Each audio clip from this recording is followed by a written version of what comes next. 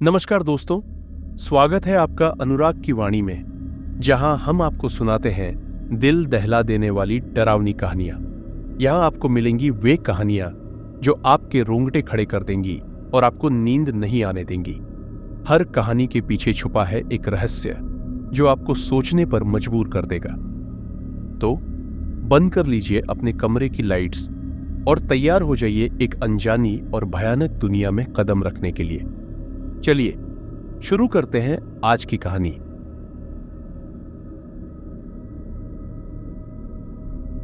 संसारपुर एक कस्बे नुमा शहर था जो अर्धविकसित ही कहा जा सकता था। वहां तक रेलगाड़ी अभी तक नहीं पहुंच सकी थी। ले देकर सिर्फ 2 बसें, एक सुबह 10 बजे आती और शाम 6 बजे रवाना हो जाती थी, और दूसरी शाम 7:30 बजे आती और अगले दिन सुबह 8 बजे निकलती थी। कहानी 70 दशक की है। तब संसारपुर में हाई स्कूल से ऊपर पढ़ाई हेतु कोई कॉलेज नहीं था, इसलिए आगे पढ़ने की इच्छा रखने वाले बच्चों को बाहर जाकर ही पढ़ाई करना पड़ता था। वैसे उन दिनों मैट्रिक पास बड़ी क्वालिफिकेशन मानी जाती थी, क्योंकि लिपिक वर्गीय नौकरी हेतु मैट्रिक पास होना ही आवश्यक था। अतः ज्यादा बच्चे मैट्रिक से आगे नहीं पढ़ते थे। राजेश यहाँ के सरपंच जी के परिवार कख बेटा था। उसके दादाजी यहाँ के सरपंच थे। उसके पिताजी शहर में नौकरी करते थे और राजेश उनके पास ही रहकर कॉलेज की पढ़ाई कर रहा था। इस वर्ष उसका फाइनल ईयर था। वो हर साल दादाजी के जन्मदिन पर एक सप्ताह की छुट्टी में यहां आता था। इस बार भी वो इसी सिलसिले में आया हुआ था और कल ही दादाजी का जन्मदिन मनाया गया था। हालांकि इस वर्ष संसारपुर में अधिक वर्षा से फसल को काफी नुकसान हुआ था, इसलिए दादाजी ने पहले तो जन्मदिन मनाने से ही इनकार कर दिया था, मगर बच्चों की जिद के आगे झुकते हुए उन्होंने सादे ढंग से उन्हें मनाने की इजाजत दे दी थी। बस बच्चों ने मिलकर केक काटा और सबने एक साथ बैठकर खाना खाया था। अगले दिन सुबह से राजेश के पास अभी 4 दिन और थे छुट्टियों के। उसने दादाजी से जीप मांगी और बोला वो थोड़ा दोस्तों के साथ सैर करके आ जाएगा। दादाजी ने इजाजत दे दी तो उसने जीप उठाई और उसे लेकर सीधा मंगल की चाय की दुकान जा पहुंचा। उसे जीप में आते देख दुकान पर खड़े उसके तीनों दोस्त, जिनका ये सुबह सुबह रोज मिलने का अड्डा था, वे चहक उठे। राजेश ने भी दूर से ही हाथ हिलाकर उनका अभिवादन किया। उसने आते ही जीप किनारे खड़ी की और बोला, मंगल चाचा, जल्दी से सबको बढ़िया और कड़क चाय पिला दो, फिर हम सब एक साथ जीप में घूमने निकलेंगे। आज मैंने दादाजी से परमिशन ले ली है। ये सुनकर उसके तीनों दोस्त नंदलाल, गणपत और मुन्ना भी चहक उठे। सबने मिलकर चाय पी। मंगल ने भी उनके साथ ही चाय पी। जब राजेश ने उसे चाय के पैसे देने चाहे तो वो बोला, का हो बिटवा, इतने दिन मां आए हो तो हमका एक चाय भी ना पिलाऊ? अभी रहन दिया, जब दोबारा पी हो तब सब उसूल कर ले। मंगल की बात सुनकर सभी एक साथ हंस पड़े। चाय पीकर वे जीप में बैठने लगे तो मुन्ना लपक कर ड्राइवर की सीट पर बैठकर बोला, आज तो जीप हम चलाएंगे, हमने ड्राइविंग सीख ली है और आजकल बब्बू चाचा की लोड गाड़ी चलाते हैं। सुनकर राजेश बोला, ठीक है भाई, मगर जरा संभाल कर चलाना, दादाजी की बड़ी प्रिय गाड़ी है। मुन्ना बोला, ठीक है भाई, मैं संभल कर चलाऊंगा। मुन्ना के बाजू में नंदलाल बैठा और पीछे राजेश और गणपत बैठ गए। मुन्ना ने गाड़ी आगे बढ़ाई और वे कस्बे कग सीमा पर पहुंच गए। मुन्ना बोला, अब कहां चलना है?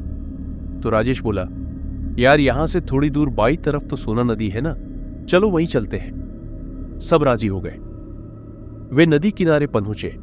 बरसाती नदी थी, सो कस समय बहुत उथली से और पतली धारा के रूप में ही बह रही थी। वे लोग उतर कर नदी के पास पहुंचे। राजेश ने चलते समय दुक्का से कुछ नाश्ता खरीद लिया था। उन्होंने वहीं पेड़ के नीचे बैठकर नाश्ता किया और फिर पानी पीने नदी पर गए। उन दिनों बोतल बंद पानी चलन में नहीं था। लोग निश्चिंत होकर नदी कुएं का पानी पी लेते थे।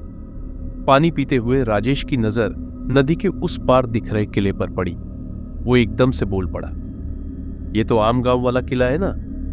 सुनकर बाकी दोस्त बोले, हाँ भाई। राजेश को याद आया वे लोग स्कूल के दिनों में एक बार वहां पिकनिक को गए थे। उसने कहा, याद है, हम लोग वहां पिकनिक को गए थे और बहुत मजा आया था। हमने तो यह भी सुना था कि उस किले को चांदनी रात में देखने पर वो और भी खूबसूरत लगता है। ये सुनकर सबको पिकनिक की बात याद आ गई। तभी राजेश बोला, अरे यार, कल ही तो पूर्णिमा है। दादाजी बता रहे थे कि कल राम मंदिर में कथा का आयोजन हुआ है। राजेश बोला, क्यों ना हम लोग कल रात इस किले को देखने चले। तीनों ने एक साथ हामी भरी और बोले, हम अपने साथ रात जका खाना ले चलते हैं, वहीं खाएंगे तो पिकनिक का मजा आ जाएगा। सबने सहमति में सर हिलाया। थोड़ी देर वहां रुककर वे लोग वापस चल दिए। इस बार जीप राजेश ही चला रहा था। लौटकर वे फिर मंगल की दुकान आए और चाय पी। उसके बाद सभी अगले दिन शाम को यहीं मिलने का तय करके वे अलग हुए। राजेश घर आया और दादाजी को बता दिया कि वो लौट आया है। दोपहर का खाना खाते हुए राजेश ने दादाजी को बताया कि वो कल अपने दोस्तों के साथ आमगांव का किला घूमने जा रहा है। सुनकर दादाजी बोले, बेटा, आमगांव का किला चांदनी रात में बहुत खूबसूरत लगता है। ऐसा तो मैंने भी सुना है, हालांकि मुझे वहां कभी जाने का मौका नहीं मिला, मगर वहां जाते वक्त रास्ते में जो रास्ता दाईं ओर जाता है, उस रास्ते पर रात में जाना ठीक नहीं है, ऐसा मैंने सुना है। राजेश उत्सुकता से बोला, क्यों दादाजी, वहां क्या है? तो दादाजी बोले, बेटा, मैंने सुना है उस रास्ते में भी एक किला है जो हूबहू आमगांव के किले जैसा दिखाई देता है, मगर वो वास्तव में भूतगढ़ी है। यह सुनकर राजेश रोमांचित हो उठा। उसकी उत्सुकता बढ़ गई। उसने दादाजी से पूछा, दादाजी, उस किले को भूतगढ़ी क्यों कहते हैं? दादाजी ने राजेश को भूतगढ़ी का किस्सा बताना शुरू किया। बस ये भाग यहीं तक। भूतगढ़ी की कहानी और उसकी सैर करने के लिए इंतजार कीजिए।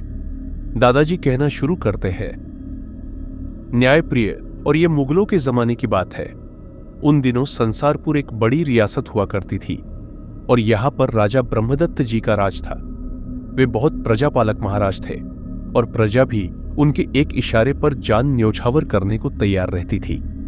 ये पूरा इलाका खनिज संपदा से भरपूर था और इसीलिए संसारपुर रियासत एक संपन्न रियासत थी। तत्कालीन मुगल सम्राट तक भी इस रियासत की समृद्धि के किस्से पहुंचे तो साम्राज्य विस्तार के दौरान उन्होंने इस रियासत को भी अपने साम्राज्य में मिलाने की तैयारी कर ली। इधर अपने गुप्तचरों से महाराज ब्रह्मदत्त को भी मुगल सेना द्वारा संभावित आक्रमण की सूचना मिल रही थी। अभी मुगल सेना तो बहुत दूर थी, मगर राजा ने अपनी प्रजा संभावित आक्रमण से मुकाबला करने हेतु सैन्य शक्ति बढ़ाने का अभियान कर दिया था। महाराज की मुनादी सुनकर जत्थे के जत्थे युवा, अधेड़, यहां तक कि बूढ़े भी सेना में भर्ती होने आने लगे थे। महाराज स्वयं प्रतिदिन भर्ती स्थल पर उपस्थित रहते और अधिकांश प्रत्याशी से व्यक्तिगत संवाद करते थे, जिससे सभी का उत्साह दुगना हो जाता था। मुगल सेना क्रमशः अग्रसर हो रही थी। इधर महाराज और प्रजा दोनों ही चिंतित हो रहे थे। महारानी भी इन बातों से अत्यंत विचलित थी, मगर वे तो कुछ कर भी नहीं सकती थी। हालांकि वे एक साहसी महिला थी और युद्ध कला में प्रशिक्षित भी थी। उनके पास अपनी महिला सुरक्षा टुकड़ी भी थी, जिसमें हरदम 10 महिलाएं महारानी की सुरक्षा हेतु तैनात रहती थी। उन्होंने महिला टुकड़ी के विस्तार की योजना बनाई और महाराज से अनुमति चाहिए, तो थोड़े विचार विमर्श के बाद उन्होंने हामी भर दी।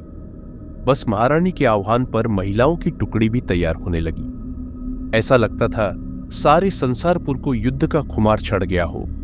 ऐसे ही दिन बीत रहे थे। एक दिन महाराज और महारानी एक साथ बैठकर इस मामले पर और आसन्न युद्ध की तैयारियों की समीक्षा कर रहे थे।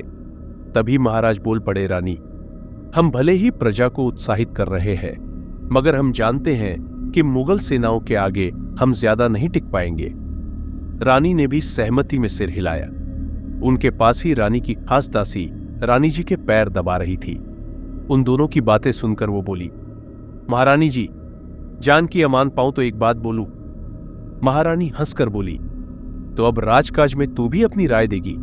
वो बोली, महारानी जी, मेरी इतनी औकात कहां, मगर मैं एक बात बोले बगैर नहीं रह पा रही हूं, इसलिए आपसे प्रार्थना करती हूं, एक बार मेरी बात सुन लीजिए, फिर चाहे मुझे बर्खास्त कर दीजिएगा। महारानी कुछ कहने जा रही थी कि महाराज बोल पड़े, निर्भय होकर बोलो, क्या कहना चाहती हो?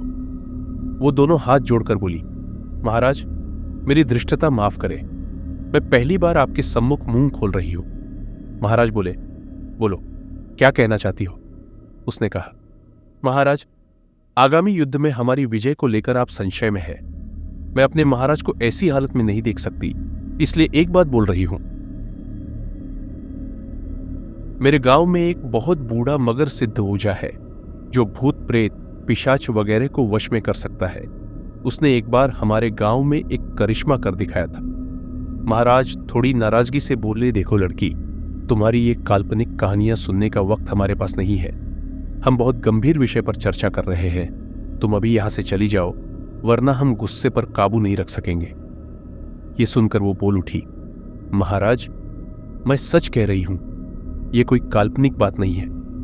उसने रानी से कहा, रानी जी, आप कृपया महाराज को एक बार मेरी पूरी बात सुन लेने को कहिए ना। शायद हमारे इस संकट के समय ये जानकारी काम आ सके।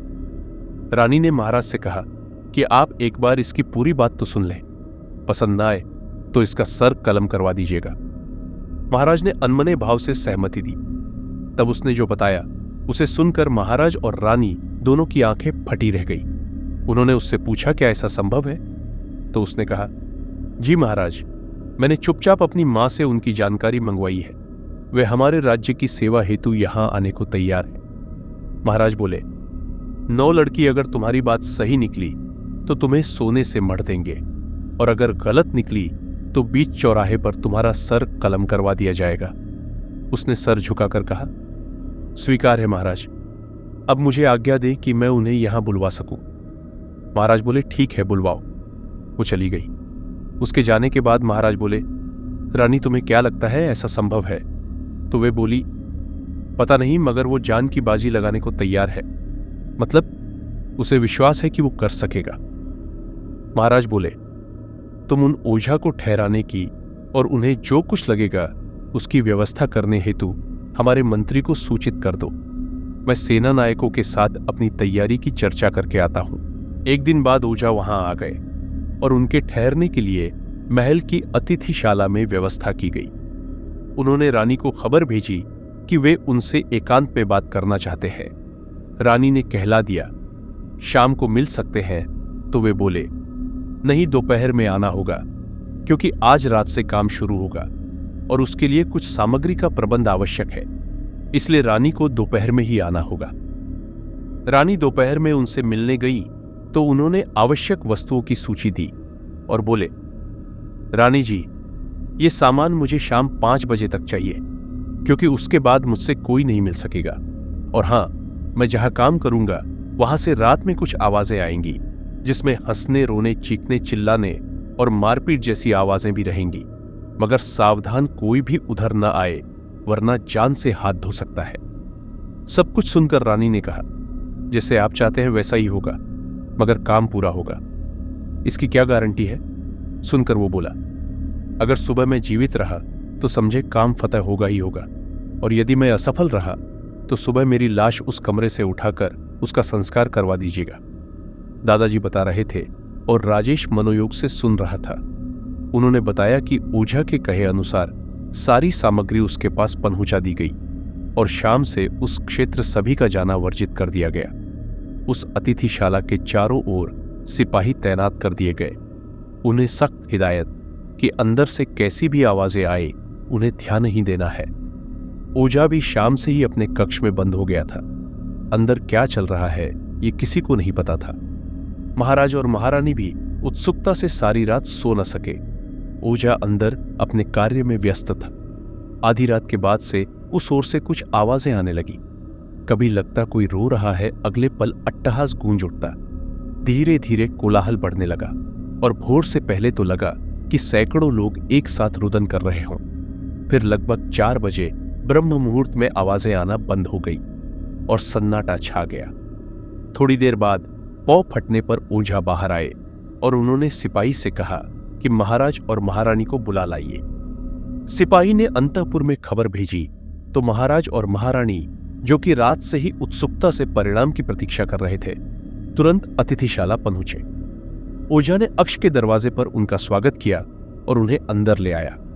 अंदर एक चौकी पर 108 कमल फूल रखे थे। ओझा ने महाराज और महारानी के सर पर एक तलवार पर लगे रक्त से टीका लगाया। फिर बोला, महाराज, ईश्वर की कृपा से कार्य संपन्न हो गया। बस अब आप अपने हाथों से इन कमल के फूलों की पंखुड़ियों को तोड़कर एक बोरी में भर दीजिए और फिर अपने सिपाहियों से कहकर अपनी रियासत की सीमा के बाहर जितनी दूर तक वे निर्विघ्न जा सकते हो वहां जाकर बिखेर दें। मुगल सेना उस क्षेत्र से आगे कभी नहीं आ पाएगी। महाराज ने आश्चर्य से ओझा को देखा तो वो बोला, महाराज विश्वास करें, ऐसा ही होगा। महाराज ने वहीं बैठकर अपने हाथों से एक 108 कमल की पंखुड़ियों को अलग किया और एक बड़े बोरे में भरकर सिपाहियों को जैसे ओझा ने कहा था वैसे ही बिखेरने का आदेश दिया। सिपाही 2 दिन में रियासत की सीमा के बाहर जंगलों में जाकर उन पंखुड़ियों को बिखेर दिया। महाराज आगे की प्रतीक्षा करने लगे। उन्हें खबर मिली कि उन जंगलों में मुगल सेना प्रविष्ट हो चुकी है और कभी भी रियासत की सीमा पर आ सकती है। महाराज ने अपनी सेना को तैयार होने का हुक्म दे दिया। ये देखकर ओझा बोला, महाराज आप निश्चिंत बैठिए, मुगल सेना कभी भी हमारी सीमा तक नहीं पहुंच पाएगी। सबने आश्चर्य से ओझा को देखा, मगर उसके मुंह पर आत्मविश्वास का तेज बिखरा हुआ था। वो दिन गुजरा और देखते देखते सप्ताह भी बीत गया, मगर मुगल सैनिक संसारपुर की सीमा तक नहीं पहुंच सके। अब महाराज और सेनापति को भी विश्वास होने लगा था कि ओझा के काम की वजह से ही मुगल सेना जंगलों में सिर्फ भटक ही रही थी। आश्चर्यजनक रूप से जहां तक कमल की पंखुड़ियां बिखरी गई थी वहां तक तो वो लोग पहुंच जाते थे, मगर उसके बाद पता नहीं क्यों वे भटक कर दूसरी ओर चले जाते थे। 3 सप्ताह और यहां तक कघ महीने गुजर गए। मुगल सेना उद फूलों की बनाई गई सीमा को किसी प्रकार नहीं पार कर भख रही थी। आखिर 3 माह तक जंगलों में भटकने के बाद उनका रसद खत्म होने लगा और सेना का धैर्य भी जाता रहा। सिपाही अब परेशान होने लगे। ऐसी परिस्थिति में उनके सेनापति ने मुगल सेना को वापस ले जाने की तैयारी कर ली और अगले 15 दिनों में सारी सेना बैरंग वापस लौट गई। संसारपुर में उस रोज दिवाली मनाई गई और ओझा को विशेष सम्मान दिया गया। महारानी कघ उस दासी को भी महाराज ने सोने से तौलकर उसके वजन के बराबर सोना उसे पुरस्कार देने की घोषणा की। उसने भरी सभा में पुरस्कार ग्रहण किया और तुरंत महाराज को प्रणाम कर बोला, महाराज मैंने पुरस्कार प्राप्त कर लिया। अब मैं 1 गज सोने का राजकोष में दान करती हूं। इससे आपका वचन भी पूरा हुआ और ये सोना हमारी रियासत की भलाई के काम भी आ सकेगा। मैं इतना सोना कहां ले जाऊंगी। महाराज सहित पूरी सभा ने हर्षध्वनि से उसका अभिनंदन किया। उसके बाद महाराज ने ओझा से पूछा, अब आप बताएं हमें क्या करना होगा। ओझा बोला, महाराज मुझे कुछ भी नहीं चाहिए, बस जिन्होंने आपकी सहायता की है उनके प्रति कृतज्ञता दर्शाने के लिए आप एक शानदार घड़ी बनवा दीजिए, क्योंकि मैंने जब उनका आह्वान किया था तो उन्हें वचन दिया था कि वे अगर हमारी मदद करेंगे तो मैं महाराज कहकर उनके लिए एक शानदार घड़ी बनवा देने की प्रार्थना करूंगा। बस महाराज ने तुरंत घोषणा की कि संसारपुर के पहाड़ी टीले पर हमारे और उन्होंने किस प्रकार सहायता की थी। दादाजी ने दोनों हाथ कान पर रखकर क्षमा मांगने की मुद्रा में बताया कि ओझा ने महारानी को बताया था कि वो भूतों की एक प्रजाति जिन्हें छीत कहते हैं, उनकी मदद से मुगल सेना का संसारपुर की सीमा में प्रवेश रुकवा सकता है। उन छीतों की ये खूबी है कि वे सामने वाले को रास्ता भुला देते हैं और वो कभी भी उनके इलाके में नहीं आ सकता है। बस उसने उस रात मंत्रों के माध्यम से उनका आह्वान करके उनसे मदद मांगी थी और बदले में उन्हें एक घड़ी देने का वादा किया था। उन्होंने भी वचन के मुताबिक मुगल सेना को भटकाकर वापस भेज दिया था। राजेश ने पूछा, क्या आज भी वहां जाने वाले रास्ता भटक जाते हैं? तो दादाजी बोले, हां बेटा, इसीलिए वहां जाना वर्जित है। बस मैंने इसी कारण से तुम लोगों को वहां जाने से मना किया था। इस प्रकार राजेश को संसारपुर की भूतगढ़ी की कहानी का पता चला। तो यहां खत्म होती है आज की पहली कहानी। चलिए सुनते हैं आज की दूसरी कहानी। वीर और सुधा की शादी की तीसरी वो सालगिरह आने वाली थी। वीर हमेशा से एडवेंचर का शौकीन रहा है, विशेष रूप से हंटेड जगहों पर घूमने का। इसलिए इस बार उसने नेट पर कुछ ऐसी ही हंटेड जगहों के बारे में सर्च करना शुरू किया। सुधा भी बेहद साहसी लड़की थी और वो भी वीर के साथ ऐसी जगहों पर जाने में इंटरेस्टेड रहती थी। ढूंढते ढूंढते वीर की नजर एक स्थान के बारे में पढ़कर वहीं ठहर गई। लिखा था, इस शहर से लगभग 150 किलोमीटर दूर दीवानगढ़ी की जमींदारी कोठी में, जिसे आजकल एक रिसॉर्ट के रूप में बदल दिया गया है, उसके कमरा नंबर 7 को एक हॉन्टेड कमरा कहा जाता है। वहां आज तक कोई भी जोड़ा एक रात भी नहीं गुजार सका है। हालांकि उस कोठी में कुल 22 कमरे हैं, मगर अन्य किसी कमरे में ठहरने पर कोई दिक्कत नहीं होती है। सिर्फ उस कमरे में ही रात गुजारना नामुमकिन सा हो जाता है और जोड़े को कमरा छोड़ना पड़ता है। ये पढ़कर वीर की आंखें चमक उठी।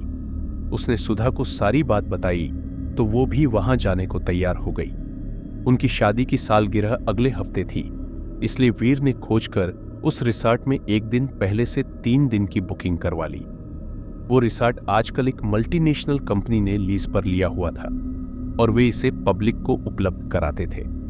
उस रिसॉर्ट की लोकेशन बहुत ही सुरम्य थी। चारों ओर हल्का घना जंगल, जिसमें हिंसक पशु नहीं थे, इसलिए वो घूमने के लिए सुरक्षित था और प्रकृति का सौंदर्य चारों ओर बिखरा हुआ था। मगर शायद उस कमरे की वजह से वहां पर्यटक कम ही आना पसंद करते थे, इसलिए उन्हें आसानी से बुकिंग मिल गई। रिसॉर्ट के मैनेजर बनवारी लाल जी से वीर की फोन पर बात भी हो गई और उन्होंने उसे वहां पर उत्तम सेवा प्रदान करवाने की गारंटी भी ले ली। वीर बुकिंग करके निश्चिंत हो गया। इधर सुधा ने भी चलने की तैयारियां करनी शुरू कर दी। निश्चित दिन वे लोग दोपहर को भोजन करके निकल पड़े दीवानगढ़ी के लिए। वीर ने जीपीएस ऑन कर दिया था, इसलिए रास्ता खोजने में मेहनत नहीं करनी पड़ रही थी। वे चले और लगभग 1 घंटे बाद रास्ते के पेट्रोल पंप के बाजू में बने बढ़िया से ढाबेनुमा रेस्टोरेंट में बैठकर उन्होंने चाय पी। वहां से आगे बढ़ते हुए छुटपुटा सा अंधेरा होने लगा था। सर्दियों के दिन थे, इसलिए शाम जल्दी उतर रही थी और फिर जंगल का रास्ता था, इसलिए पेड़ों की वजह से अंधेरा कुछ ज्यादा ही दिख रहा था। वीर मस्ती में गाड़ी चला रहा था। गाड़ी में बढ़िया पुराने गाने बज रहे थे। बीच बीच में दोनों पति पत्नी मस्ती में डुएट गाने गुनगुनाते चल रहे थे। इस ट्रिप को दोनों ही पूरी मस्ती से गुजारना चाह रहे थे।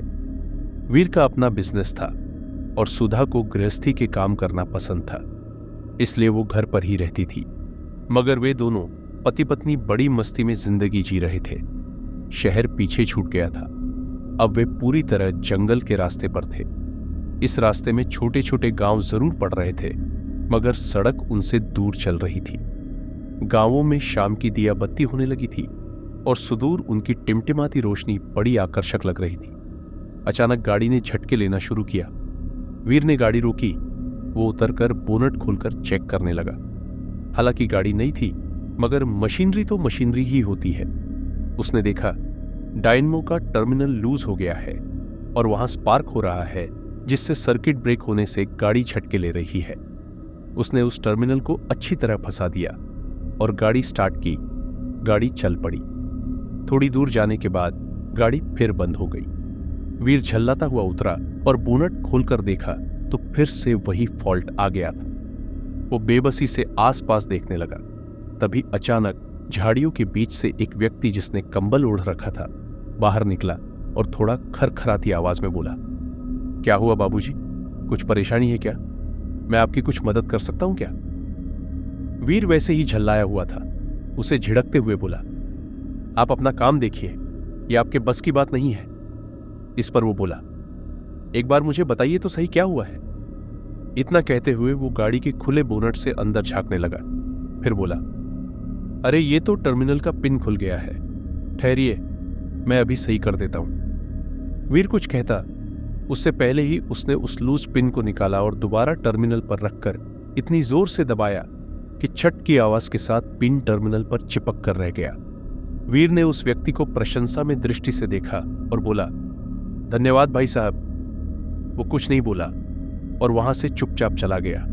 उसके जाते वक्त अचानक वीर को लगा कि उसकी परछाई जमीन पर नहीं पड़ रही है, मगर उसने इस ओर ज्यादा ध्यान नहीं दिया। वो वापस ड्राइविंग सीट पर बैठ गया और गाड़ी आगे बढ़ा दी। अगले पौने घंटे बाद वे उस रिस्टार्ट पर पहुंच गए।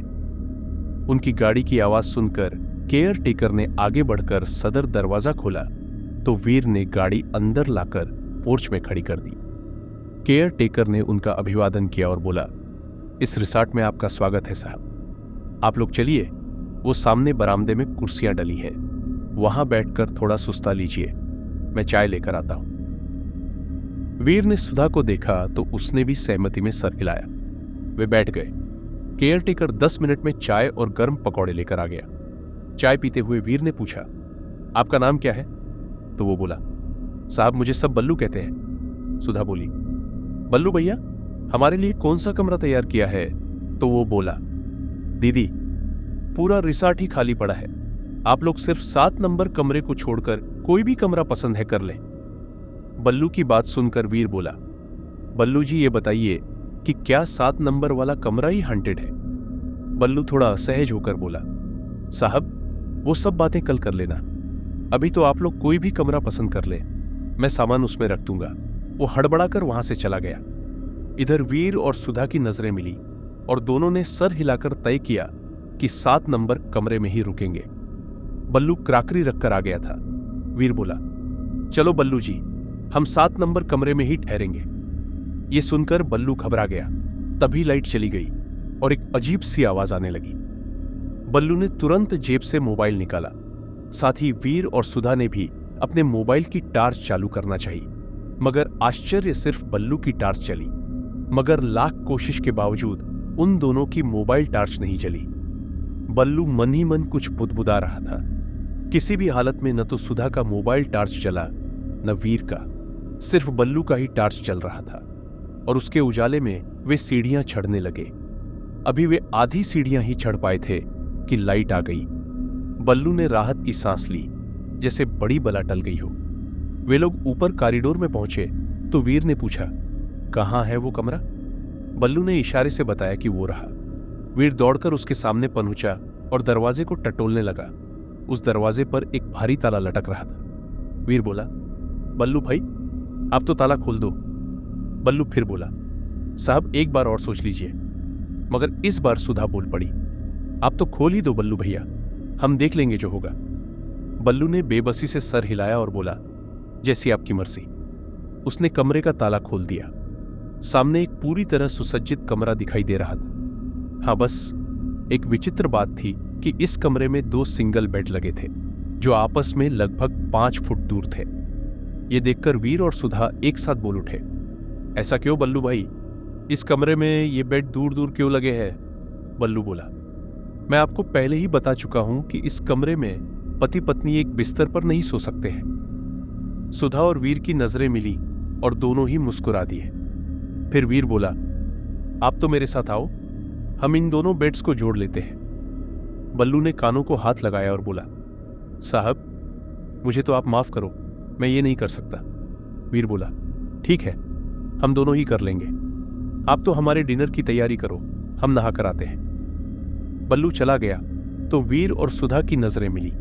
दोनों की नजर में शरारत साफ दिखाई दे रही थी।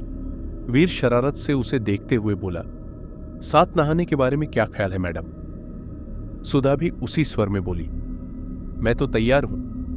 वीर ने झपट कर उसे पकड़ा और बाथरूम के भीतर ले गया। जल्दी ही कमरे में उनकी शरारती आवाजें गूंज रही थीं।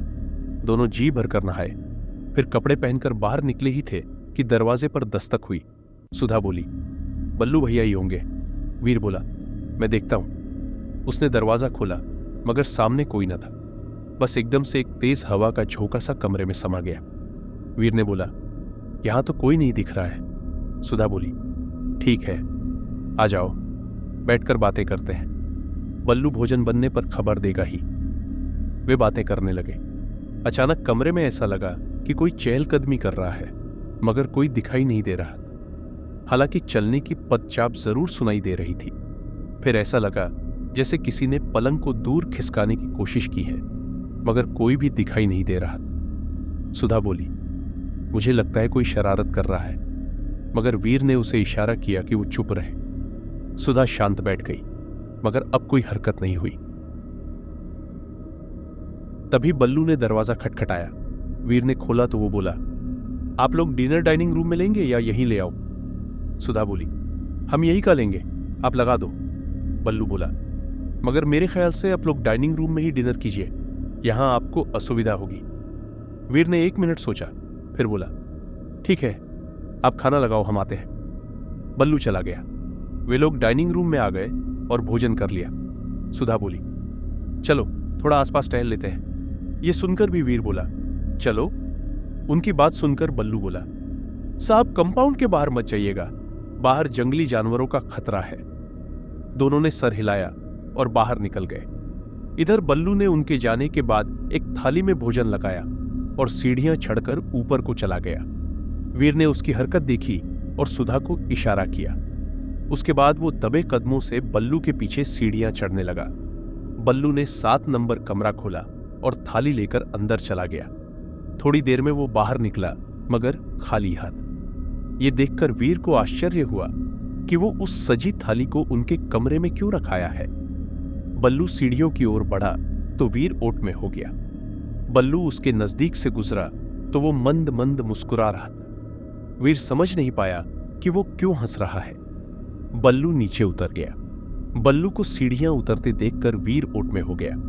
बल्लू चुपचाप उसके पास से गुजर गया।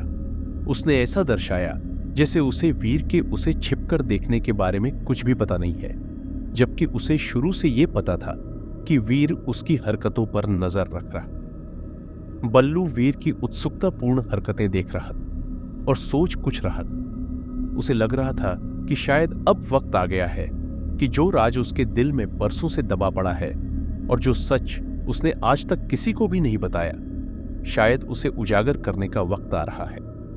इधर वीर के मन में बल्लू के प्रति एक अलग भावना पैदा हो रही थी। वो सोच रहा था कि क्या ये उस 7 नंबर पर कमरे का खेल बल्लू ने रचाया है, मगर फिर वो सोचता कि आखिर ऐसा करने में उसका क्या फायदा है। यही सब सोचते हुए वो सुधा के पास आकर लान में टहलने लगा और थोड़ी देर टहलकर वे दोनों अपने कमरे में आ गए। उन्होंने देखा कि कमरे में सब कुछ व्यवस्थित था। सिर्फ दोनों पलंग फिर से एक दूसरे से 5 फुट दूर पहुंच गए थे, जबकि उन्हें याद था कि कमरे से निकलते वक्त दोनों पलंग आपस में जुड़े हुए थे, जैसा कि उन्होंने जमाया था।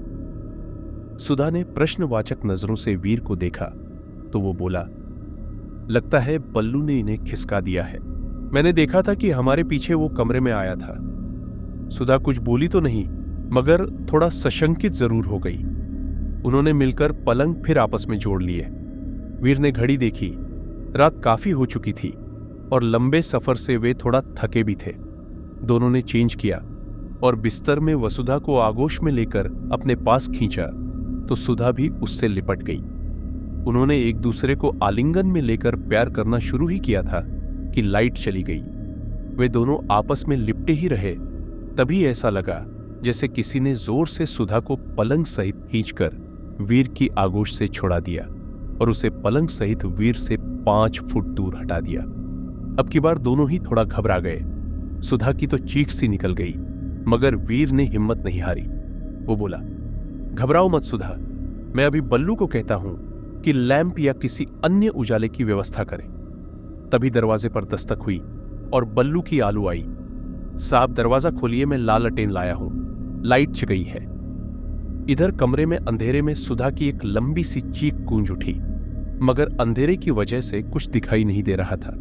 वीर बोला, घबराओ मत, बल्लू लालटेन ले आया है, मैं अभी कमरे में उजाला करता हूं। मगर सुधा की ओर से कोई जवाब नहीं आया। वीर ने दरवाजा खोला तो सामने बल्लू लालटेन लेकर खड़ा था। वीर ने लालटेन उससे ली और घूमकर कमरे में उसे रखा। तभी उसकी नजर दूसरे पलंग पर पड़ी तो उसने देखा कि वहां सुधा नहीं थी। उसने सुधा को आवाज दी, मगर कोई जवाब नहीं मिला।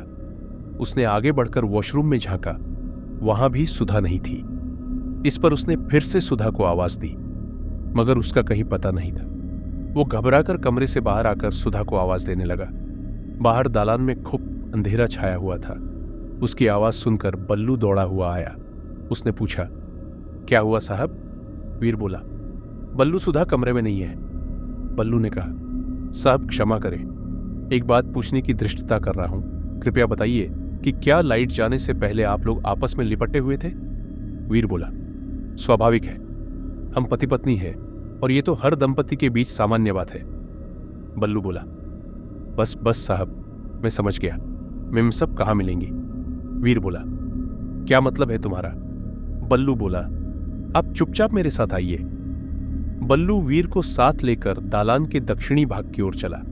थोड़ा आगे जाने पर वीर ने देखा थोड़ी दूर पर सुधा चुपचाप आगे को बढ़ती जा रही है।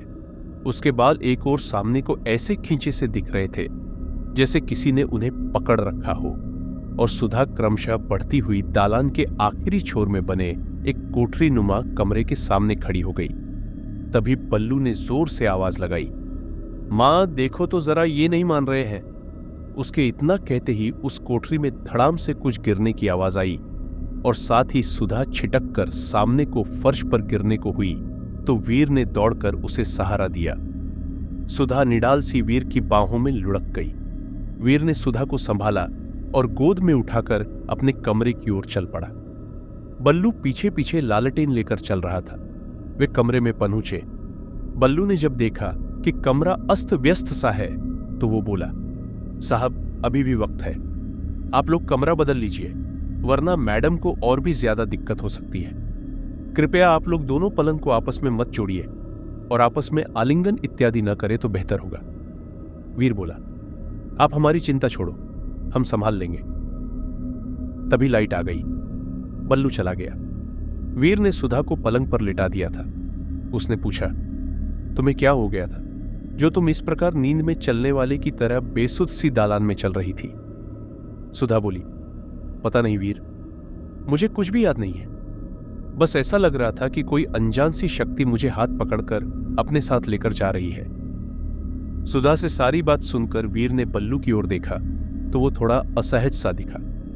वीर ने उससे पूछा, बल्लू जी ये क्या हो रहा है? बल्लू बोला, मैंने तो पहले ही आप लोगों को सावधान किया था कि आप लोग इस कमरे में मत ठहरिए, मगर आप लोगों ने मेरी बात नहीं मानी। बल्लू बोला, चलिए आपकी बात मान ली, मगर ये बताइए कि जब सुधा किसी तरह हमारी बात सुनकर नहीं रुक रही थी, आपने उस वक्त ऐसा क्यों कहा था कि मां देखो ये फिर बात नहीं मान रहे हैं? आपने किससे किसकी शिकायत की थी और आपकी बात सुनकर ऐसा क्यों लगा कि किसी ने सुधा का हाथ छोड़ दिया और वो उस भंडार वाले कमरे से कुछ धड़ाम से गिरने की आवाज कैसी आई थी? बल्लू ने वीर की बात टालते हुए कहा, छोड़िए साहब, वो कुछ नहीं, आप लोग कहें तो मैं दूसरा कमरा खोल दूं। वीर बोला, देखो बल्लू भाई, मैं पूरी बात जाने बगैर नहीं मानने वाला। मुझे साफ समझ में आ रहा है कि इस क्यों के रहस्य से आप अच्छी तरह वाकिफ हो, आपको सब पता है और आपका कुछ ना कुछ संबंध भी इस कमरे की घटनाओं से है, वरना आप इस तरह बार बार हमें इस कमरे में ठहरने से न रोकते। और सबसे बड़ी बात, आपने उस वक्त किससे कहा था कि मां ये बात नहीं सुन रहे हैं? ये किसकी मां है और कौन बात नहीं सुन रहा है? आखिर ये मां और इन घटनाओं के लिए जिम्मेदार शख्सियत कौन है? आपको हमें बताना ही होगा। बल्लू बोला, साहब जिद मत कीजिए, मैं आप लोगों को ज्यादा कुछ नहीं बता सकता। वीर ने उससे बहुत बार मनुहर की, मगर बल्लू किसी तरह नहीं मान रहा था। आखिर वीर नाराजगी से बोला, देखो बल्लू भाई, यदि आपने हमारे प्रश्नों का उत्तर नहीं दिया तो मैं मजबूर होकर पुलिस को खबर कर दूंगा कि आप यहां पर किसी तरह का षड्यंत्र रच रहे हैं और इस प्रॉपर्टी का दुरुपयोग कर रहे हैं। यह सुनकर बल्लू बोला, साहब मुझे मजबूर मत कीजिए, वरना आज बरसों से मेरे सीने में दफन राज खुल जाएगा और मेरा बरसों पहले किसी को दिया हुआ वचन टूट जाएगा। बल्लू की बात सुनकर सुधा बोल पड़ी, बल्लू भैया, मैंने आपको भैया कहा है और मैं दिल से आपको भाई की तरह ही मानती हूं। उस नाते से कह रही हूं, आप अपने दिल का बोझ हल्का कर लीजिए। मैं समझ रही हूं इस रहस्य की तह तक आपकी सहायता के बगैर पहुंचना नामुमकिन है, इसलिए आप जो भी रहस्य अपने दिल में आज तक छुपाए हुए हैं उसे हमारे साथ बांट लीजिए। आपका मन हल्का हो जाएगा और शायद इस खौफनाक रहस्य का हमेशा के लिए अंत भी हो सकेगा। सुधा की बात सुनकर बल्लू की आंखें भर आई। वो सजल नेत्रों से उसे देखकर बोला, बहन जी, आप इतनी मनोहर कर रही हो, मतलब आप दिल से चाहती हो कि इस रहस्य को मैं आप लोगों के साथ बांटूं। तो सुनिए, बल्लू बताने लगा। आज से लगभग 70 वर्ष पूर्व की बात है। उन दिनों में जमींदारी का चलन था और ये रिसार्ट इस जमींदारी के मालिक ठाकुर वीरेंद्र विक्रम सिंह की आवासीय हवेली हुआ करता था। ठाकुर साहब एक अत्यंत प्रजावत्सल और सहृदय व्यक्ति थे। उनकी प्रजा उनसे बहुत प्रभावित थी और उन्हें बहुत प्यार करती थी। उनके एकमात्र पुत्र थे ठाकुर जोरावर सिंह। वे एकदम पिता की प्रतिमूर्ति तो नहीं थे, मगर इतने भी बुरे न थे कि प्रजा उनसे तंग आ जाए। ठाकुर वीरेंद्र विक्रम जब बूढ़े हो चले तब 20वीं सदी का 70 का दशक चल रहा था। जमींदारी तो खत्म हो चुकी थी, मगर प्रजा का लगाव ठाकुर साहब से बना हुआ था। ठाकुर साहब भी यदा कदा प्रजा के बीच चले जाते और वक्त जरूरत हर एक की मदद भी करते रहते। फिर एक दिन काल ने उन्हें यहां की प्रजा से छीन लिया। सारी जमींदारी में शोक की लहर दौड़ गई। हालत में रही कि ठाकुर साहब का अंतिम संस्कार होने तक पूरे इलाके में किसी भी घर में चूल्हा नहीं जला। ठाकुर साहब के जाने के बाद हवेली मालिक बने ठाकुर जोरावर सिंह, उन्होंने भी प्रजा से संबंध बनाए रखा। हालांकि वे एक बड़े पद पर सरकारी नौकरी भी करते थे, मगर निवास इसी हवेली में था। ठाकुर का जवानी के दिनों में एक युवती से प्रेम था, मगर उसने उन्हें धोखा दे दिया और किसी और से विवाह करके विदेश चली गई थी। तब से ठाकुर ने अविवाहित रहने का सोच लिया था। उनका महिलाओं के प्रति नजरिया ही बदल गया था। ठाकुर इस हवेली में नौकरों के साथ अकेले ही रहते थे। उनके विश्वस्त नौकरों में नगेन और उसकी पत्नी ही इस हवेली की देखभाल करते थे और 4 दरबान, एक मुंशी जी तथा 2 लठैत उनके पिता के जमाने से नियुक्त थे। इतना कहकर बल्लू ने थोड़ा विराम लिया और बोला, मैं जरा पानी पीकर आया। बल्लू नीचे किचन में चला गया। वीर और सुधा एकाग्रता से कहानी सुन रहे थे। उन्होंने बल्लू के जाने के बाद एक दूसरे को अर्थपूर्ण नजरों से देखा। वीर ने सुधा को आलिंगन में लेकर हल्का चुंबन लिया तो अचानक कमरे में रखा फूलदान टेबल से नीचे गिर पड़ा। वीर और सुधा अलग हो गए। तभी बल्लू भी नीचे से आ गया। उसने फूलदान गिरने की आवाज सुन ली थी। वो अर्थपूर्ण मुस्कान के साथ बोला, साहब, आप लोग थोड़ा धीरज रखिए ना। क्यों वो सब करते हैं जिससे इस कमरे का वातावरण प्रभावित होता है? अब देखिए, मेरे जाते ही जरूर आप दोनों ने एक दूसरे से लिपटने की कोशिश की होगी और विरोध स्वरूप में फूलदान गिराकर किसी ने अपनी उपस्थिति दर्ज कराई है। वीर और सुधा थोड़ा शर्मा गए। बल्लू ने आगे बताना शुरू किया। वो बोला, ठाकुर जोरावर सिंह की जिंदगी ऐसे ही चल रही थी। कोई क्लेश नहीं था। हवेली का कामकाज और उनकी नौकरी दोनों ही साथ साथ चल रहे थे। परिवर्तन तो तब आया जब अचानक नगेन की जवान बेटी एक दिन रोती कल्पती हवेली में आई। दरअसल नगेन की इकलौती बेटी रजनी का विवाह शहर के एक नवयुवक जीवन के साथ करीब 5 वर्ष पहले हुआ था। जीवन की कमियों के चलते उनकी कोई संतान नहीं हुई थी और आज 5 साल बाद जीवन की मां ने रजनी पर आक्षेप लगाते हुए उसे निकाल दिया था। उधर जीवन ने भी अपनी एक साथी कर्मचारी से प्रेम की पींगे बढ़ा ली थी, इसलिए उसने भी रजनी का साथ नहीं दिया और वो मजबूर होकर पिता के घर लौट आई थी। इस तरह नगेन की परित्यक्त बेटी को इस घर में ठिकाना मिल गया। नगेन और उसकी पत्नी अब बूढ़े हो चले थे और ठाकुर साहब के कामों से वे थकने लगे थे, मगर रजनी ने आकर धीरे धीरे उनके काम संभालना शुरू कर दिया।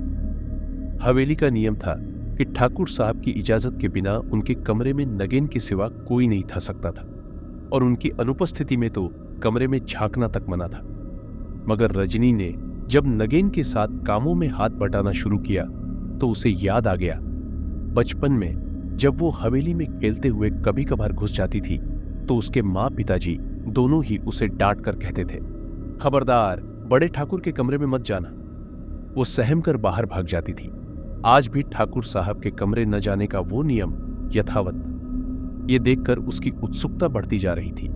उसने तय कर लिया कि वो ठाकुर साहब की उपस्थिति में ही कमरे में प्रवेश करेगी। इतना कहकर बल्लू बोला, अब बहुत रात हो गई है, आप लोग आराम कीजिए, बाकी कहानी मैं कल सुबह नाश्ते के बाद सुनाऊंगा। ये सुनकर वीर और सुधा एक साथ बोल पड़े, नहीं नहीं, प्लीज पूरी कहानी बताइए, हमें नींद नहीं आ रही है। बल्लू बोला, अच्छा तो फिर मैं चाय बनाकर लाता हूं। वो चाय बनाने नीचे चला गया। बल्लू के चाय बनाने के लिए नीचे जाते ही वीर ने शरारत से सुधा को देखा और बोला, आऊं क्या? सुधा भी नाखरीली आवाज में बोली, कुछ देर पहले की बात याद है ना? अब की बार यदि तमाचा पड़ा तो मैं भाग जाऊंगी। दोनों हंस पड़े और फिर वीर गंभीरता से बोला, देखो मजाक अपनी जगह, मगर जब हम जान गए हैं कि इस कमरे में रहने वाले को इस प्रकार चुंबन आलिंगन इत्यादि पसंद नहीं है तो हमें भी संयम बरतना होगा। ये सुनकर सुधा ने एक बार तिरछी नजर से उसे देखा और बोला, ये बात तुम दिल से कह रहे हो ना? सचमुच तुम संयम बरत पाओगे? वीर संजीदगी से बोला, हाँ यार, इस बार मैं सीरियस हूं। तभी बल्लू चाय लेकर आ गया। उसने 4 कप चाय बनाई और 1 कप चाय लेकर पास की तिपाई में रखकर बोला, मुझे मालूम है तुम यहीं बैठकर हमारी बात सुन रहे हो। लो चाय पी लो, थक गए होगे। वीर और सुधा ने आश्चर्य से देखा कि छिपाई हल्के से हिली। बल्लू बोला, अब जब मैं आप लोगों को सारा किस्सा बता ही रहा हूं तो फिर कैसी पर्देदारी? ये सही है कि यहां कोई है जो सब सुन रहा है। वीर और आश्चर्य में पड़ गए। बल्लू ने बताना शुरू किया। उस रोज रजनी ने ठाकुर साहब की उपस्थिति में ही उनके कमरे में प्रवेश किया। वो दरवाजे से जैसे ही भीतर आई, एक कड़कती आवाज आई, कौन? रजनी सकुचाते हुए बोली, ठाकुर साहब, मैं रजनी। उसकी आवाज सुनकर ठाकुर चौंक पड़े। वे जानते थे कि उनके कमरे में नगेन के सिवा किसी को प्रवेश करने की इजाजत नहीं है। फिर ये रजनी यहां कैसे आई? उन्हें लगा कहीं नगेन को कुछ दिक्कत तो नहीं हुई जो उसने रजनी को भेजा है। ये सोचकर वे बोले, आ जाओ। रजनी हिम्मत करके भीतर आ गई। भीतर आते ही उसकी आंखें चौंधिया गई। दरअसल उस कमरे में बीचों बीच बहुत तेज रोशनी की व्यवस्था थी और कमरे की सारी दीवारें आईने से मढ़ी हुई थी। उसे कमरे की रोशनी में खड़ा नहीं हुआ जा रहा था। वो हड़बड़ा गई। ठाकुर ने फिर पूछा, रजनी, तुम यहां क्यों आई हो? रजनी कुछ कहती, उससे पहले ही पीछे से नगेन आ गया। वो उसे झटके से खींचकर अपने साथ कमरे के बाहर ले आया।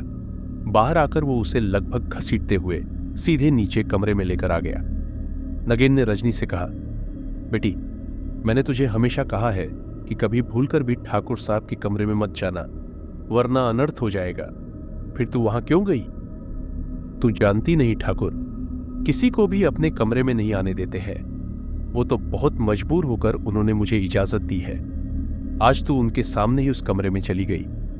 पता नहीं ठाकुर साहब क्या करेंगे। ये कहकर नगेन भागता हुआ हवेली में चला गया। रजनी वहीं बैठकर सोचने लगी, आखिर क्या बात है जो ठाकुर साहब उस कमरे में किसी को भी आने नहीं देते हैं, और उस कमरे में सभी दीवारों पर शीशे क्यों जड़े हुए हैं? इस रहस्य का पता लगाना ही होगा। यह सोचकर रजनी ने मन ही मन निश्चय कर लिया कि वो ठाकुर की अनुपस्थिति में फिर एक बार उस कमरे में घुसने की कोशिश करेगी। इधर नगेन हवेली में आकर अपने दैनिक कार्यों में लग गया। उसकी आशा के विपरीत ठाकुर साहब ने उस रोज रजनी के यूं उनके कमरे में पनहुच जाने के मामले पर कोई हंगामा नहीं किया, न ही नगेन से कोई सवाल किया।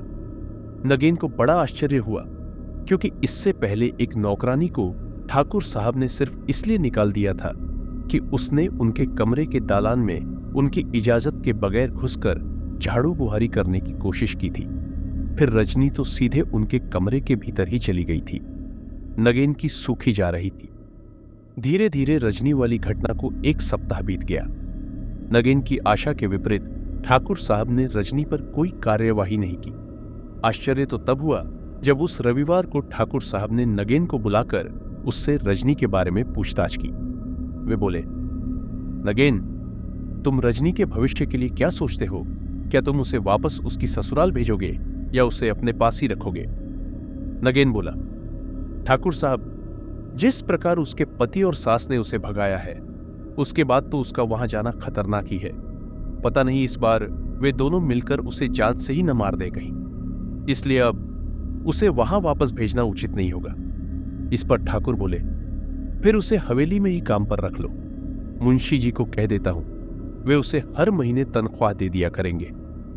नगेन बोला, मगर ठाकुर साहब वो काम क्या करेगी? तो ठाकुर साहब अचानक संजीदगी से बोले, नगेन, उस रोज रजनी के मेरे कमरे में अचानक आ जाने से मैं हतप्रभ हो गया था, मगर उसके चले जाने के बाद मैं जब सोचने बैठा कि उसे इस हिमाकत की क्या सजा दूं, तभी मुझे एक ख्याल आया कि ठाकुर जोरावर सिंह ने नगेन को अपने सामने बुलाया और बोले, देखो नगेन, तुम्हारे सिवा मेरे इस कक्ष में आज तक कोई भी प्रवेश नहीं कर पाया है, मगर तुम्हारी बेटी रजनी ने आज ये नियम तोड़ा है, और इसलिए।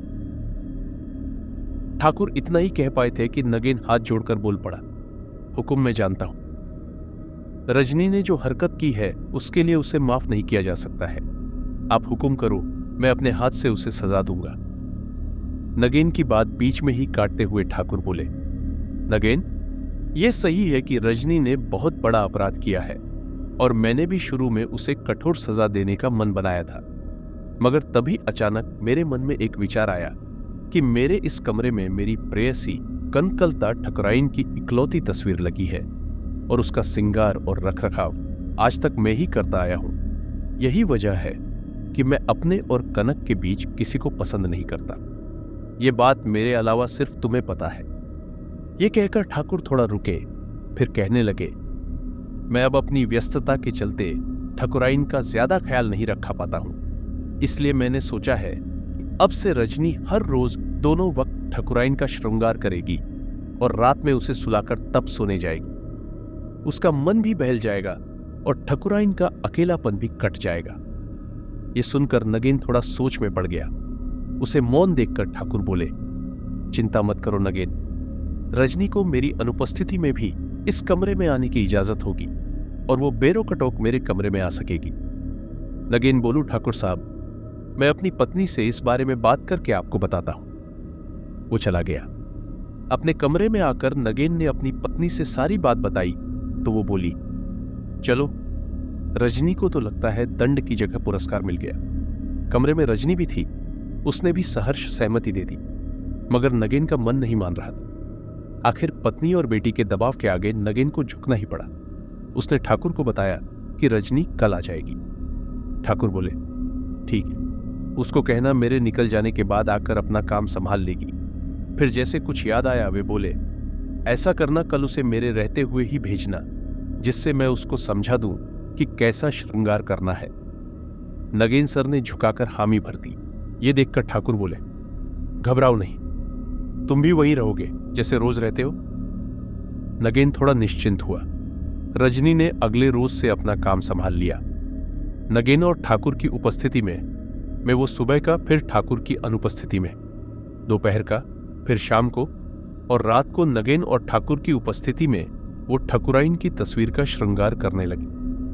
धीरे धीरे नगेन को भी ठाकुर पर विश्वास होने लगा, क्योंकि ठाकुर रजनी के प्रति बिल्कुल भी रुझान नहीं दिखाते थे, बल्कि वे पूरी तन्मयता से ठकुराइन के श्रृंगार पर ही ध्यान देते थे। सब कुछ ऐसे ही चलता रहा। दिन गुजरते रहे। अब नगेन काफी निश्चिंत हो गया था और अब अक्सर रजनी जब ठाकुर की उपस्थिति में कमरे में जाती तो वो अपने कामों में लगे रहता था। उसने रजनी के साथ जाना कम कर दिया था। वक्त अपनी रफ्तार से आगे बढ़ रहा था। रजनी काफी दिनों से पति से अलग रह रही थी और एक विवाहिता स्त्री को पति के साथ रहते हुए जिस संसर्ग सुख का आनंद पाती है, उससे वो अपने को वंचित पा रही थी। उसके मन में पुरुष संसर्ग की इच्छा कभी कभी सर उठाने लगती थी। यद्यपि लोक लाज और संकोच से वो चुप रहती, मगर न जाने क्यों, जाने अनजाने वो ठाकुर की ओर आकृष्ट होने लगी थी। अक्सर वो ठाकुर की उपस्थिति में जब कमरे में आती तो लापरवाही से कभी आंचल सरका देती, कभी ठाकुर से बात करने की कोशिश करती, कभी ठाकुर साहब के बिस्तर की सिलवटें बिना मतलब के ठीक करने लगती, और कभी कभी तो वो जानबूझकर ठाकुर साहब से हल्के से टकरा जाती और फिर बड़ी अदा से क्षमा मांगने लगती। ठाकुर साहब ने पहले पहल उसकी इन हरकतों पर ध्यान नहीं दिया और वे रजनी की हरकतें नजरअंदाज करते रहे, मगर उनके इस प्रकार उसकी हरकतों को नजरअंदाज करने को रजनी ने उनकी स्वीकृति मानकर अपने प्रयास और बढ़ा दिए। ठाकुर भी आखिर एक पुरुष थे। न जाने किन कमजोर क्षणों में उन्होंने एक बार रजनी को अपनी बाहों में जकड़ लिया। रजनी तो जैसे इस पल का ही इंतजार कर रही थी।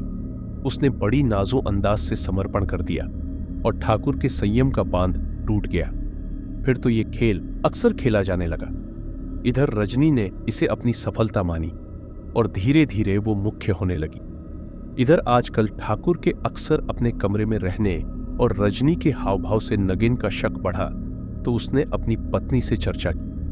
पहले तो पत्नी ने विश्वास नहीं किया, मगर जब नगेन ने बताया कि आजकल ठाकुर दोपहर में भी कमरे में आ जाते हैं और कमरा बंद हो जाता है जबकि रजनी भीतर ही रहती है, तो नगेन की पत्नी का भी माथा ठनका। नगेन की पत्नी का शक उस दिन पक्का हो गया जब एक रोज रात में उसने रजनी का बिस्तर खाली देखा। वो जागकर इंतजार करने लगी। सारी रात बीत गई। भोर में रजनी लड़खड़ाते हुए लौटी और चुपचाप अपने बिस्तर पर निडाल पड़ गई। नगेन की पत्नी सब समझ गई। अगले दिन उसने रजनी से पूछताछ की तो रजनी बेफर पड़ी। उसने तो धमकी दे डाली कि अगर उसे रोकने की कोशिश की गई तो वो उन दोनों को घर से निकलवा देगी। शोर सुनकर नगेन भी वहां आ गया तो रजनी ने दोनों को धमकाकर चुप करा दिया। उस रोज भोर में रजनी को इस प्रकार अस्त व्यस्त हालत में लौटते देखकर नगेन और उसकी पत्नी सारा माजरा समझ गए, मगर रजनी ने उन दोनों को डपटकर चुप रहने को कह दिया। इधर ठाकुर तो पूरी तरह अपनी प्रेयसी ठकुराइन को भूलकर इस बेहया औरत के प्रेम पाश में फंसे चुके थे। वे कामांध हो चुके थे और उन्हें अपने भले बुरे का ज्ञान तक नहीं रह गया था। हालत यह हो गई थी कि अब वे दोनों न तो दिन देखते थे और न रात। जब मर्जी होती रजनी ठाकुर के कमरे में आ जाती और ठाकुर भी अब अक्सर हवेली में ही पड़े रहते थे। उन्होंने कामकाज सब मुंशी जी के भरोसे छोड़ दिया। ये सब नगेन और उसकी पत्नी से देखा नहीं जा रहा था, मगर वे मजबूर थे। हवेली के दूसरे नौकरों को रजनी ने निकलवा दिया था। बस खाना बनाने के लिए महाराज, नगेन और उसकी पत्नी दरबान और ड्राइवर ही हवेली में रह गए थे और रजनी उनके साथ भी बहुत बुरा सलूक करती थी। वो खुद को इस हवेली की मालकिन समझने लगी थी। नगेन और उसकी पत्नी मिलकर रजनी को समझाने की कोशिश करते रहते कि वो इस गुमान में न रहे कि वो ठाकुर की प्रेयसी बन गई है। ये ठाकुर साहब तो जब उससे मन भर जाएगा तो उसे दूध में से मक्खी की तरह निकाल फेंकेंगे और वो कुछ भी नहीं कर पाएगी। रजनी हंसकर उनकी बात को उड़ा देती। समय गुजरता था रहा था। देखते देखते रजनी और ठाकुर के इस वासना के खेल को 1 वर्ष बीतने आया। इधर आजकल रजनी की तबीयत थोड़ी नासाज रहने लगी थी। उसे सुबह उठने पर मितली सी आती, खट्टी चीजें खाने का मन भी करता। अक्सर उसे भूख नहीं लगती, जबकि कभी कभी वो सामान्य से दुगना भोजन कर लेती। ये सब उसकी मां की अनुभवी आंखों से छुपा नहीं रह सका। वो समझ गई कि रजनी गर्भवती हो चुकी है। अब रजनी को भी ठाकुर के साथ रहना ज्यादा अच्छा नहीं लगता। वो अक्सर बहाने बनाकर उनसे दूर चली आती। ये सब ठाकुर को अच्छा नहीं लगता था। उन्हें तो अब स्त्री शरीर की आदत सी लग गई थी। रजनी के उनसे दूर दूर रहने से वे भी उससे दूर होने लगे, मगर उन्होंने अपनी प्यास बुझाने के लिए अन्य उपाय करना शुरू कर दिया। ठाकुर ने अब अपने मनोरंजन के लिए एक अन्य युवती को हवेली में रख लिया। हालांकि रजनी कभी कभी ठाकुर के पास जाती रहती थी और ठाकुर भी उसकी अवहेलना नहीं करते थे। दिन ऐसे ही बीतते रहे और रजनी के प्रसव का समय आ गया। नगेन के अनुरोध पर ठाकुर ने उसे नर्सिंग होम भिजवाने की व्यवस्था करवा दी और समय पर रजनी को प्रसव हो गया। मगर आश्चर्य की बात यह रही कि प्रसव के पश्चात रजनी और उसके बच्चे का क्या हुआ, ये ठाकुर को कभी पता नहीं चल सका। इनब थोड़ा अनमना सा रहता था। उसकी पत्नी ने खाट पकड़ ली थी और बेटी भी लापता थी। फिर एक दिन अचानक देर रात जब ठाकुर अपनी नई प्रेयसी के साथ अभिसार रत थे, तभी उनके कमरे में दस्तक हुई। उन्होंने अंदर से कड़क कर पूछा, कौन है? नगेन ने धीरे से कहा, मैं हुजूर। नगेन? ठाकुर शराब और शबाब के नशे में चूर थे। उन्होंने उसे दुत्कारते हुए कहा, चलो अभी भाग जाओ, सुबह बात करेंगे। नगेन ने गिड़गिड़ाते हुए कहा, ठाकुर साहब, मेरी पत्नी की हालत बहुत खराब हो गई है। उसे अभी अस्पताल ले जाना होगा, वरना वो बचेगी नहीं। ये सुनकर ठाकुर बोले, वो जिए या मरे मुझे क्या, मैं अभी आराम कर रहा हूं, जाओ भाग जाओ, वरना दरबानों को बुलाकर तुम्हारी खाल खींचवा दूंगा। फिर गिड़गिड़ाने लगा तो ठाकुर ने गुस्से में दरवाजा खोला और उसे एक लात मारी। वो छिटक कर दूर गिर पड़ा। तभी ठाकुर ने दरबानों को आवाज लगाई और बोला, इसकी जी भरकर पिटाई करो, मरता है तो मर जाए। इतना कहकर ठाकुर ने दरवाजा बंद कर लिया। इधर दरबानों ने नगेन को पकड़कर उसे पीटना चालू कर दिया। शोर सुनकर रसोइया महाराज भागा भागा आया और दरबानों को रोकते हुए बोला, बस भी करो, बूढ़े आदमी की जान ले लोगे क्या? उसने नगेन को उठाया और अपने साथ ले गया। दरबान अपनी ड्यूटी पर वापस चले गए। उस रात नगेन को होश नहीं आया। भोर को जब उसे थोड़ा होश आया तो उसने महाराज से पूछा, उसकी पत्नी कैसी है? इस पर महाराज बोले, आप थोड़ा धीरज धरो भैया, पहले अपनी तबीयत सुधार लो, फिर बात करेंगे। यह सुनकर नगेन उद्वेलित हो उठा। वो एकदम उठकर बोला, क्या हुआ भैया, वो ठीक तो है? यह सुनकर महाराज और ड्राइवर वगैरह अन्य नौकर फफक पड़े। नगेन उनके बिना कहे ही सब समझ गया। बल्लू आगे बताने लगा कि महाराज के मुंह से यह सुनकर कि वो पहले अपनी तबीयत ठीक कर लें, फिर भाभी से मिल लेगा, नगेन को कुछ शक हुआ। नगेन ने महाराज को कंधे से पकड़कर झंझोड़ते हुए पूछा, सच बताओ भैया, मेरी पत्नी कैसी है, वो ठीक तो है? यह सुनकर महाराज फफक कर रो पड़े। वहां खड़े अन्य लोगों की आंखें भी छलक उठी। यह देखकर नगेन एकदम बिस्तर से उठ बैठा और बोला, इसका मतलब उस कसाई ठाकुर की वजह से मेरी पत्नी बिना इलाज के चल बसी। वो एकदम जड़वत हो गया, उसकी आंखों से एक बूंद भी आंसू नहीं बहा। उसने संजीदगी से कहा, महाराज मुझे उसके पास ले चलो। महाराज उसे उसके कमरे में लेकर आ गया। नगेन ने जरा भी आंसू नहीं बहाए, बस एक मशीन की तरह उसने पत्नी का अंतिम संस्कार कर दिया और वापस आकर अपने कमरे में बंद हो गया। इधर सुबह ठाकुर को सारी बात की जानकारी लगी। उसे याद आया कि रात नशे की अधिकता में शायद उसने नगेन से ज्यादती कर दी थी। ठाकुर ने नगेन को अपने कक्ष में बुलवा भेजा। नगेन चुपचाप सर झुकाकर आया और एक कोने में खड़ा हो गया। ठाकुर उस वक्त भी अपनी नई प्रेयसी के साथ आलिंगनबद्ध था। उसने बेशर्मी से नगेन से कहा, देखो नगेन, कल रात शायद नशे की अधिकता से मैं होश खो बैठा था, मगर मुझे तुम्हारी पत्नी के मरने का अफसोस है। उधर पास की छिपाई पर 10,000 रुपए पड़े हैं, ले लो और पत्नी का क्रियाकर्म अच्छी तरह कर लो। और भी जरूरत हो तो निसंकोच मांग लेना। नगेन ने मशीनी तौर पर आगे बढ़कर छिपाई पर रखा लिफाफा उठाया और भावशून्य आंखों से ठाकुर को देखकर वहां से चला आया। नगेन ने पूरे रीति रिवाज और नियम पूर्वक पत्नी का क्रियाकर्म किया। अब नगेन में एक बड़ा परिवर्तन आ गया था। वो एकदम चुपचाप रहता था और ठाकुर के सभी काम बिना हुज्जत कर देता था। धीरे धीरे समय गुजरता गया। इन घटनाओं को 5 वर्ष बीत गए। एक दिन अचानक नगेन से मिलने एक स्त्री आई। वो एक अधेड़ सी महिला थी। उसने खुद को नगेन की मुन्होबोली बहन की बेटी बताया। उसके साथ एक 5-6 साल का नन्हा बालक भी था।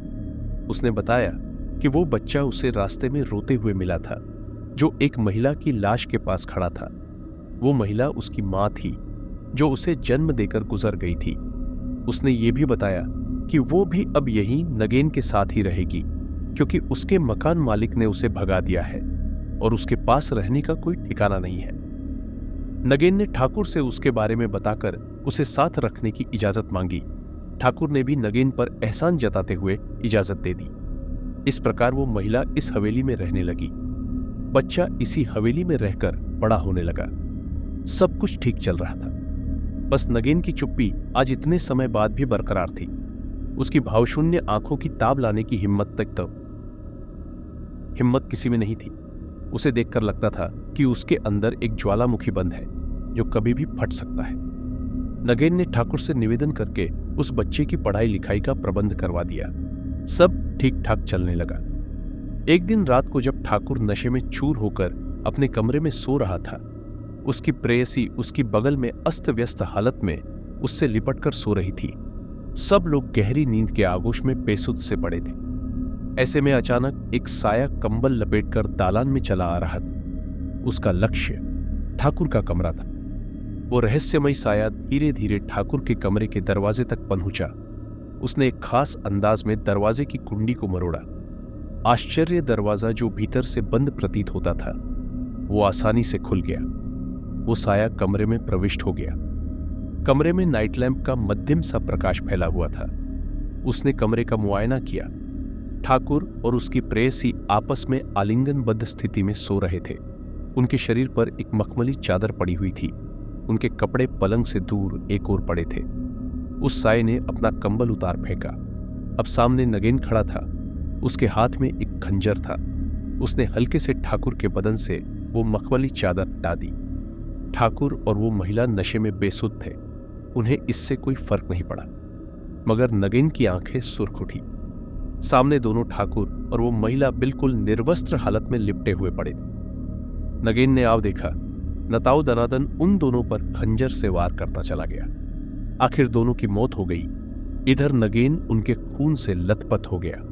अब उसका चेहरा बड़ा डरावना सा लगने लगा था। वो उसी हालत में हवेली से निकलकर सीधे थाने चला गया। उसने रात में ही थाने में आत्मसमर्पण कर दिया। पुलिस हवेली आई और उसने अपना काम शुरू कर दिया। पुलिस ने दोनों लाशों का पंचनामा बनाकर उन्हें नियमानुसार पोस्टमार्टम के लिए भिजवा दिया। मामला अदालत पहुंचता इससे पहले ही नगेन जेल से भागने में सफल हो गया। वहां से भागकर वो सीधा अपने कमरे में आया और उसने वहां से संदूक में से अपनी पत्नी की साड़ी निकाली तथा उसे लेकर सीधे वहां गया जहां उसने ठाकुर की हत्या की थी। उस कमरे में आकर नगेन ने अपनी पत्नी की साड़ी से फंदा बनाकर आत्महत्या कर ली। इस घटना के बाद हवेली वीरान सी हो गई। आखिर सरकार ने इसे हस्तगत कर लिया और एक रिसोर्ट के रूप में परिवर्तित कर दिया। इस बीच वीर ने बल्लू से पूछा, मगर हवेली के नौकरों का क्या हुआ? इस पर बल्लू बोला, वे सब अपने अपने गांव को चले गए। सुधा ने पूछा, नगेन की वो मुंह बोली बहन की लड़की और बेटा कहां गए? इस पर बल्लू बोला, उन दोनों के पुनर्वास की व्यवस्था सरकार ने करवा दी। लड़का विद्यालय में भर्ती हो गया और महिला सिलाई वगैरह सीखकर आजीविका चलाने लगी। इधर इस हवेली में पर्यटक आने लगे और वे यहाँ के सुरम्य वातावरण से बहुत प्रभावित होते थे। इससे इस रिसॉर्ट की प्रसिद्धि बढ़ने लगी। मगर इस कमरे में जब भी कोई जोड़ा ठहरने आता तो आधी रात को वो भागकर बाहर आ जाता, क्योंकि इस कमरे में इसी प्रकार की हरकतें होती रहती थीं। अब तक भोर होने लगी थी। बल्लू बोला, साहब, अब आप लोग समझ गए होंगे कि मैं क्यों आप लोगों को इस कमरे में ठहरने से मना कर रहा था। यह सुनकर सुधा और वीर की नजरें मिली। तभी बल्लू बोला, देखिए सुबह हो गई है, मैं चाय बनाकर लाता हूं, उसके बाद आप लोग फ्रेश होकर नाश्ता कर लीजिए। बल्लू चला गया। इधर वीर और सुधा ने ब्रश करके हाथ मुंह धोया। तब तक बल्लू ब्रेड और आमलेट नाश्ते के लिए लेकर आ गया। वीर ने बल्लू को भी साग्रह अपने साथ नाश्ते पर बिठा लिया। सबने नाश्ता किया। फिर बल्लू ने बर्तन उठाए और नीचे जाने लगा। तभी सुधा ने उसे रोका और बोली, बल्लू भैया, अभी तो कहानी पूरी नहीं हुई है। यह सुनकर बल्लू बोला, दीदी, मैंने सब कुछ तो बता दिया। वीर बोला, नहीं बल्लू भाई, आपने हमें वो सब सुनाया जो इस कमरे का रहस्य है, मगर अभी असली बात तो बताई ही नहीं कि आपको ये सब कैसे मालूम हुआ। बल्लू अचकचाकर बोला, अरे साहब, आप भी कैसी बातें करते हो? मैं आज इतने बरसों से यहां काम कर रहा हूं, मैंने अपने हिसाब से सब पता कर लिया है। वीर बोला, और वो क्या था?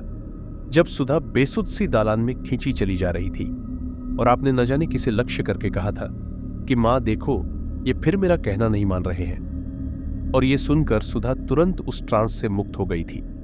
अब बल्लू एकदम सकपका गया। वो कुछ भी नहीं कह पा रहा था। तभी सुधा बोली, तुम्हारी मां कैसी है बल्लू भैया? इस सवाल से घबराकर बल्लू ने कहा, अब इस सब में मेरी मां कहां से आ गई दीदी?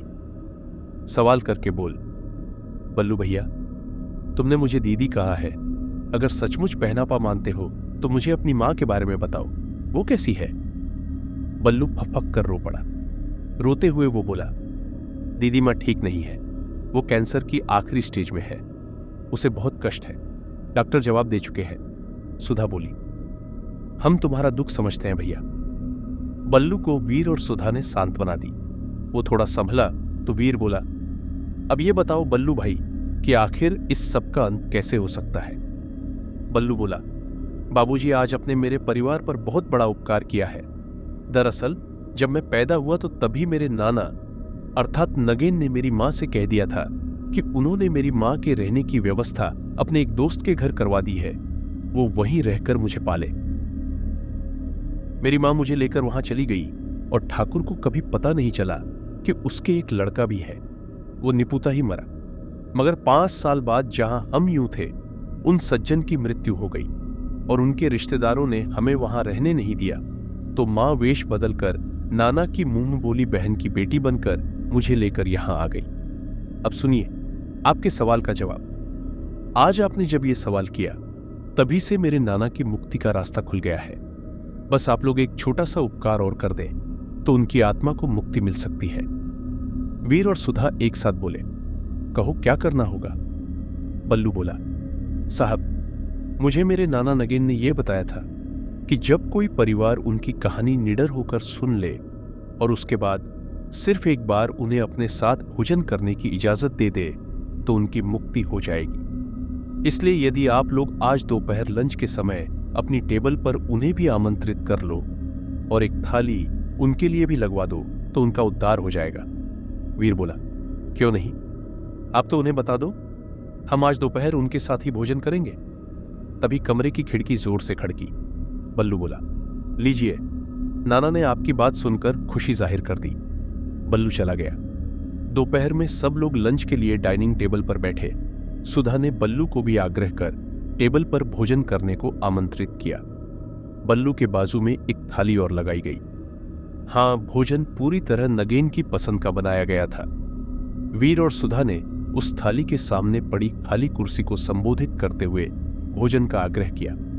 इस पर कुर्सी जरा सी खिसकाने की आवाज हुई, जैसे कोई बैठा हो। फिर सबने भोजन शुरू किया। आश्चर्य की बात थी कि उस थाली से भोजन धीरे धीरे कम हो रहा था, जो इस बात का सूचक था कि कोई भोजन कर रहा है।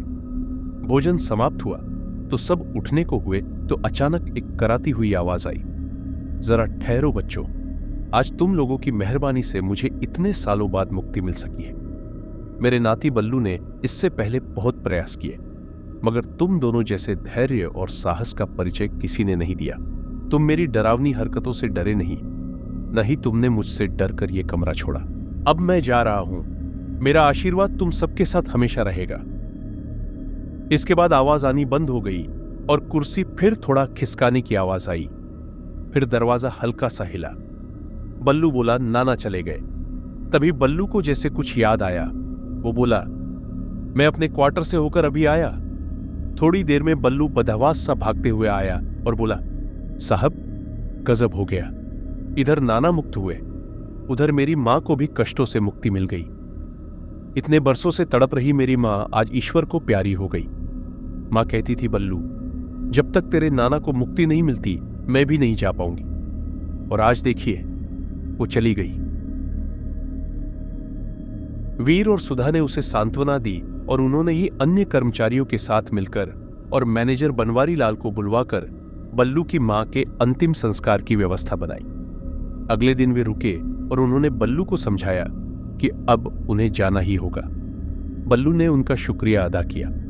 उस रात उसी रहस्यमय कमरे में वे ठहरे।